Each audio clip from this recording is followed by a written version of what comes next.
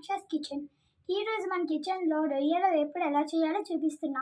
మీకు ఇలాంటి మరికొంత వీడియోస్ కావాలంటే షేర్, సబ్స్క్రైబ్ అండ్ గంట సింబల్ని కొట్టండి ఫ్రెండ్స్.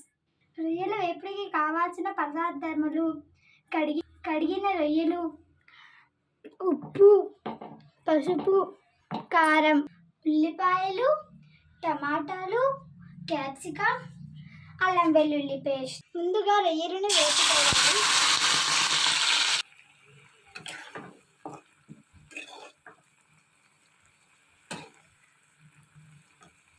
ఇలాగా వేగిన రొయ్యలని పక్కకి తీసుకొని పెట్టుకోవాలి.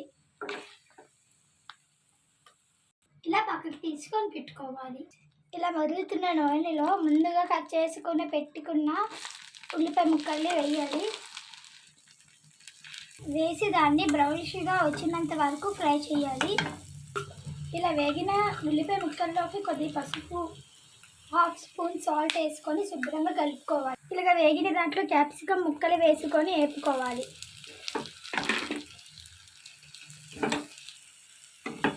చూసారా ఫ్రెండ్స్, ఇలాగ వేపుకోవాలి.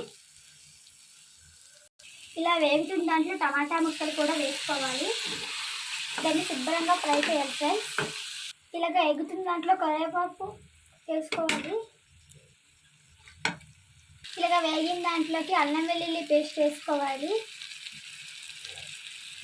వేసుకొని కొద్దిగా ఫ్రై చేయాలి. చూసారా ఫ్రెండ్స్, ఇలా చేసుకోవాలి ఫ్రెండ్స్. ఇలా కొంతసేపు మూత పెట్టి మగ్గనివ్వాలి ఫ్రెండ్స్. ఇలాగ అయిన తర్వాత వేపిన రొయ్యలని దీంట్లో వేసుకోవాలి ఫ్రెండ్స్.